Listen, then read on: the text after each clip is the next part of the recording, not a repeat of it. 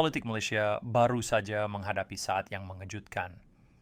Seorang menteri kabinet menyatakan kesediaannya untuk melepaskan jawatan dalam kabinet sekiranya gagal mempertahankan jawatan sebagai timbalan presiden di dalam pemilihan dalaman parti. Ini bukan sekadar janji politik biasa. Ini memang satu langkah yang cukup berani dari Rafizi Ramli yang memegang jawatan timbalan Presiden PKR. Dan yang membuat ini lebih menarik adalah lawannya, Nurul Izzah Anwar, dengan pengalaman politik 25 tahunnya.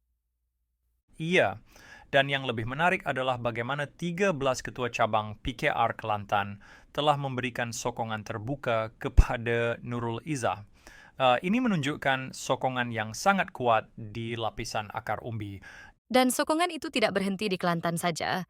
Cabang-cabang dari Johor, wilayah persekutuan, dan beberapa negeri lain juga sudah menyatakan sokongan mereka.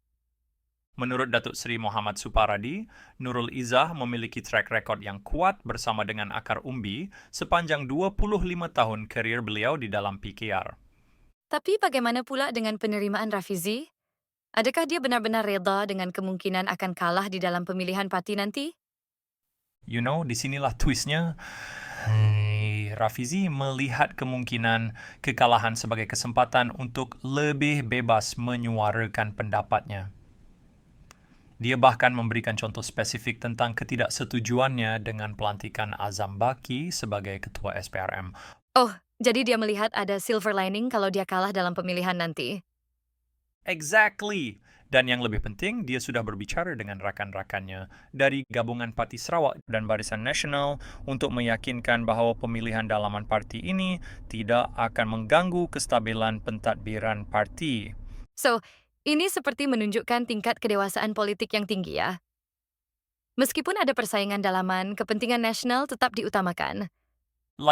Boleh kita bayangkan impaknya terhadap kabinet jika Rafizi benar-benar meletak jawatan. Adakah akan terjadi huru-hara? Tapi dia menegaskan bahawa tidak akan ada huru-hara atau kekacauan politik. Dan pemilihan ini akan dilakukan secara online, bukan? Ini menunjukkan modernisasi dalam proses demokrasi dalaman parti. Right, betul tu.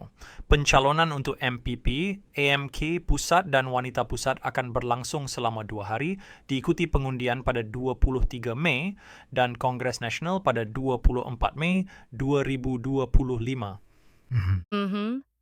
Dan tempoh kepemimpinan bagi tahun 2025 hingga 2028 ini adalah sangat penting untuk persiapan bagi PRU. Berikutnya.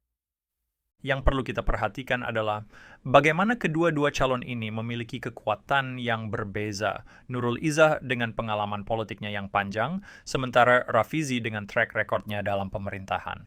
Dan menariknya, kita tidak nampak adanya serangan pribadi dalam persaingan ini. So, apapun hasilnya nanti, ini boleh menjadi contoh baik bagaimana sebuah parti politik menjalankan proses demokrasi dalamannya dengan cara yang profesional dan matang. Dan semoga hasil pemilihan ini dapat membawa PKR dan politik Malaysia ke arah yang lebih baik. Well, nampaknya kita sudah pun membahas semua aspek penting dari perkembangan politik ini.